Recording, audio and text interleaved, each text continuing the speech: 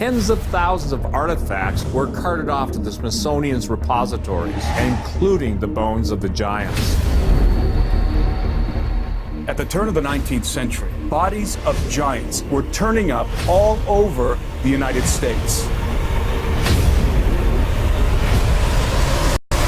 You know, I mean, if the traditional account of a drought, if that was true, it seems like they would have had more time to prepare to get their things out of there, but it's like they left suddenly. They took off immediately. Yeah. And this then leads us into the Smithsonian cover-up. Right. In the film. That's the next logical step in the film is this, Right. the idea of the Smithsonian cover-up that, and a lot of people will say that, will naysay the fact that the idea that the Smithsonian was covering up artifacts pertaining to giants, but really you can make the case that perhaps the newspapers were engaging in exaggeration, and that's certainly true in some cases. Sure. However, when taken together, all of the evidence, the newspapers are just one part of the collective body of evidence. It's a very complex issue that can't be reduced down. Right, from the late 19th century, early 20th century, of all kinds of individuals, institutions, including the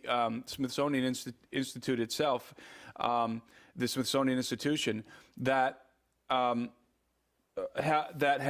people who have testimonies, artifacts, written documentation, records of the recovery of artifacts pertaining to a race of giants. In many cases that had red hair and blonde hair, which was of course quite uncommon for Native Americans. And then you take the tradition of the Native Americans themselves, who affirm that this was indeed true. That this did happen, that there were races of giants in America. And then you look at the mounds that used to be all over the East Coast. And we know for a fact that there were some very strange artifacts discovered within those mounds pertaining to giants. Full skeletons of giants and copper armor, for example, have been recovered from the mounds. Right. And so that then takes us into the question of where did they come from? Where did this race of giants come from, and where do they go? And that is not only the question that we put forward in the film. It's the question that John Wesley Powell, put forward in a letter that was documented by the Smithsonian that Tom found. In which Powell is acknowledging that, okay, we have this issue where we're discovering the remnants of a race of giants in the United States, but we cannot talk about them yet until we determine from whence they came. Right. Where did they come from? That's a very important question. I have a statement. All history has been covered up and covered over. So Tom, lay out, you know, if you will, just how we were trying to get some Smithsonian, and we tried. We did everything we could. And now it sounds like we got one. Yeah, I mean, well, it actually started at one of our conferences a couple of years ago, and a man came up and introduced himself to me, said that he had read the book On the Path of the Immortals, and that he could possibly open doors for us, for me and you, to be able to go into the Four Corners area and meet with some of the tribal leaders. You know, and we did. He was able to do that, and he also talked with one of the retired curators from the Smithsonian, a guy that's evidently legendary among their leaders there.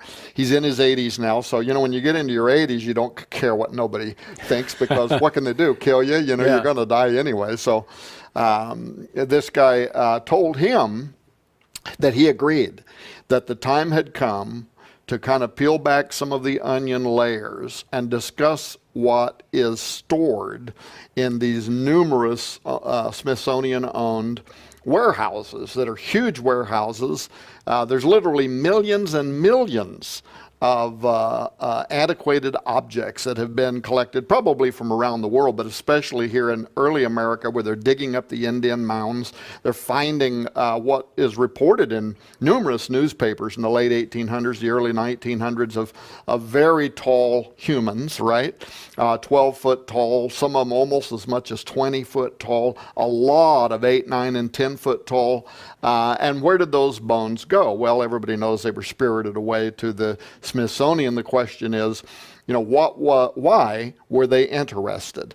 And some people believe that the Powell doctrine is all about trying to control the creation narrative. In other words, that if you find the bones of the giants, that doesn't point to evolution, that actually points to the story in the Bible, that there were giants in the earth in those days and also after that. But there could be other reasons, why they would want to hide those bones away. A man listened. He listened to our conference last year. Isn't this how, this is so cool. Listen, I can't do backflips, but this is a backflip moment. And he said, I heard you guys talking. He said, the Lord prompted me. He said, you need to get a hold of Steve and tell him what you know. His words, not mine. Very humble man, but very well connected. The presence of giants, up to 21 feet, Tom. He was told that specifically. He was only shown the bones of some 9-footers. Well, I'd be happy with that. But the point, it's a giant warehouse, one of many, that's out of the outskirts of Washington, D.C. It's 4 levels down, about 100 yards long, with each level 100 yards long, and then annexes the equivalent going off, kind of like a starfish. And they were taken down to the 4th level. You have to have security clearances. And they have flash arresters on all the switches because everything there is formaldehyde or volatile, everything is ready, a flash point.